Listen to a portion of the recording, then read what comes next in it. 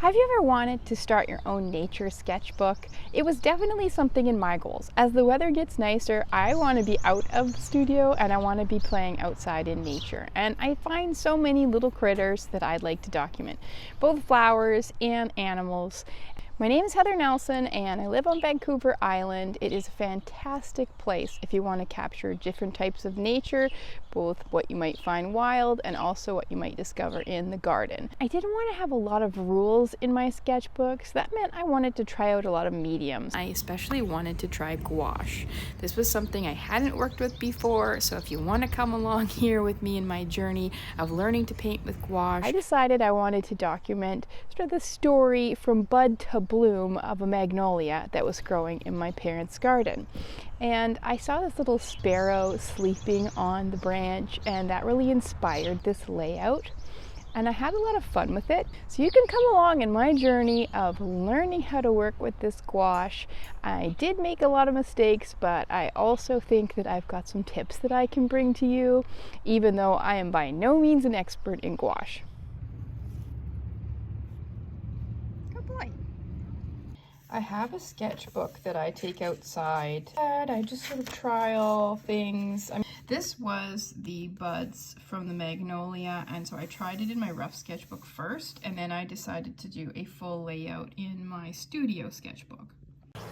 Here's the layout that I came up with in my studio sketchbook. I'm actually painting outside on the patio here, which is why you can hear some birdies in the background, and also you can hear the sounds down at the docks.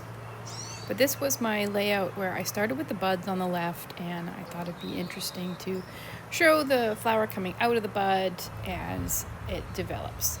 I will admit that I'm not experienced with gouache. I'm brand new, so this was one of my very first projects in gouache, and I made a lot of mistakes as I was going along, and you will see that as we're coming here.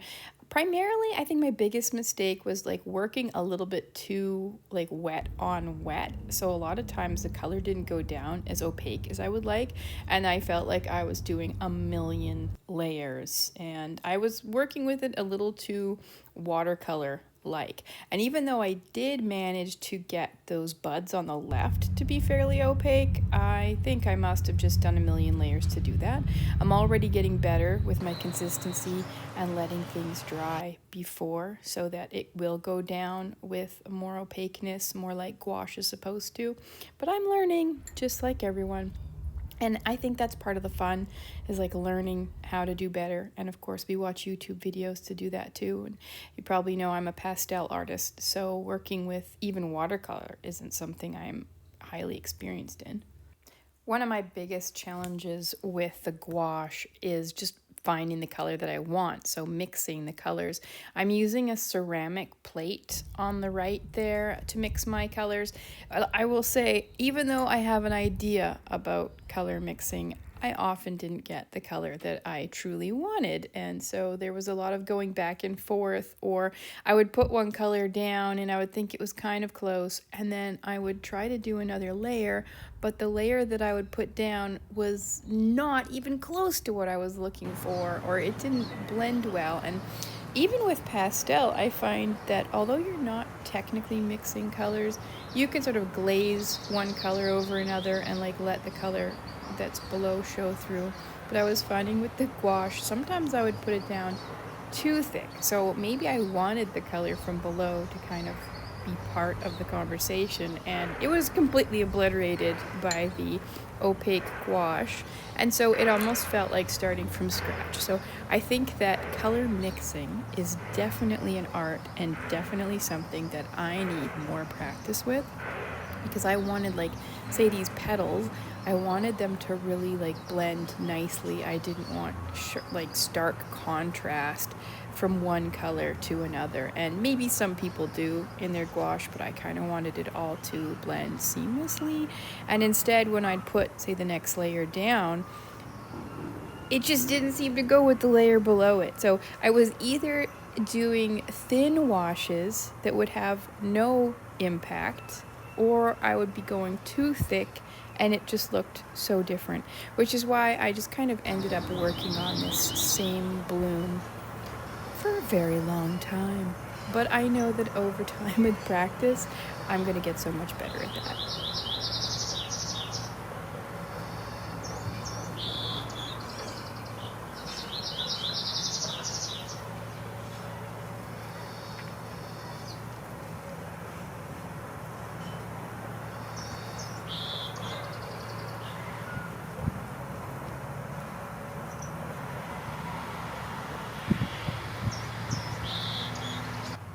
I do enjoy working outside where I can hear the birds, and I actually don't even mind all the clanging that goes on down at the docks where they actually do maintenance on like barges and boats and things like that, because I can hear the seagulls and it just all feels like I'm part of it, part of nature, and also part of the industrial work on the docks.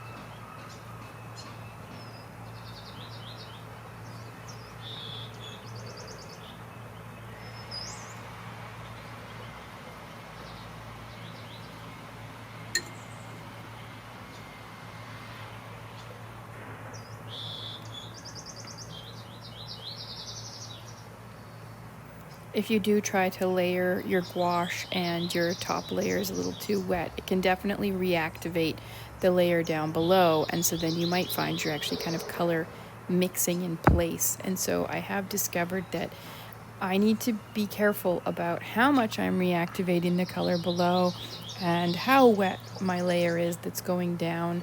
This is definitely something I'm going to need to practice.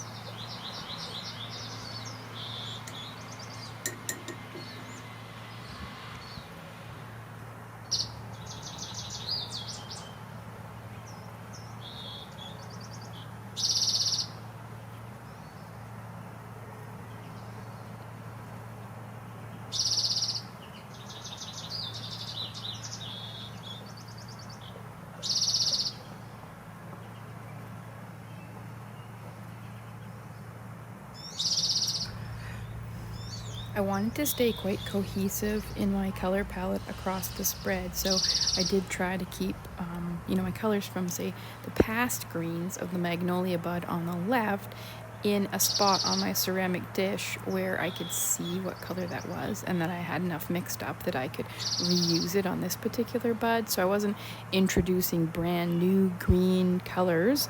I really wanted it all to make sense and flow seamlessly.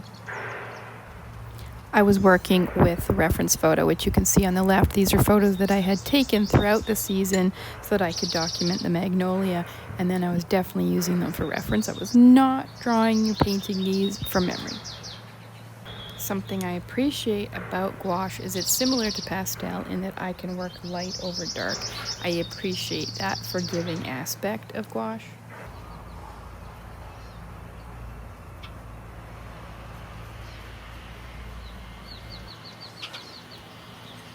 While working on the Sparrow, I found it easiest to just block in the colors. So I kind of started with like a muddy gray color, and then I just blocked in the areas, and I didn't try to go like too dark or too bold with it.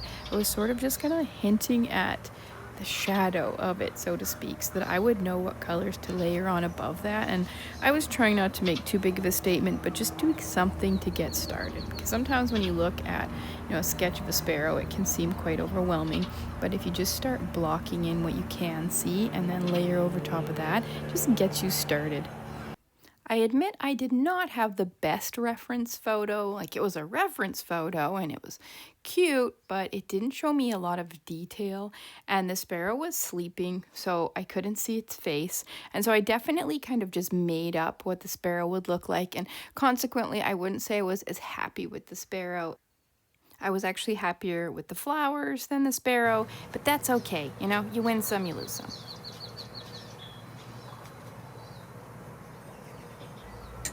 Once I put my first layer down, and that one was quite light, then I did get a little bit bolder with the colors, so I just gradually started going darker.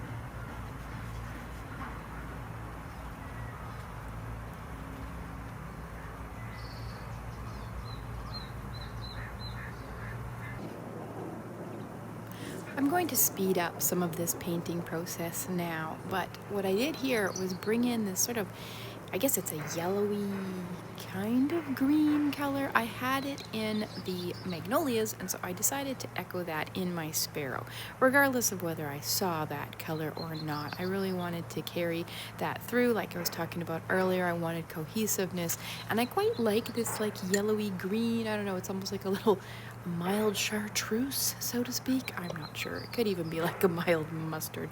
You be the judge of that. This color here is a darker gray, some with a little bit of brown and a little bit of purple in it also. And so I started putting in the darker feathers that I could see in this sparrow. I took into account the direction of the feathers while I was putting these darker little shadows in. I always like to work in the direction of the feathers. That gives it a more natural look.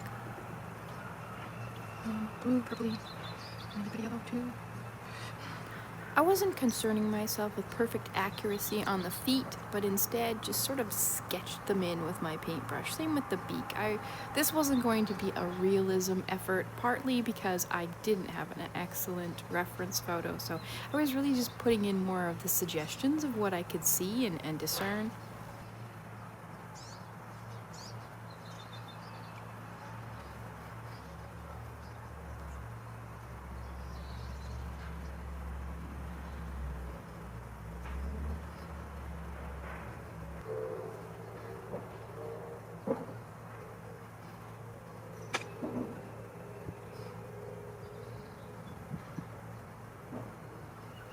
For a while there, I just continually went darker, so I kept finding darker tones and adding those in where I could see them.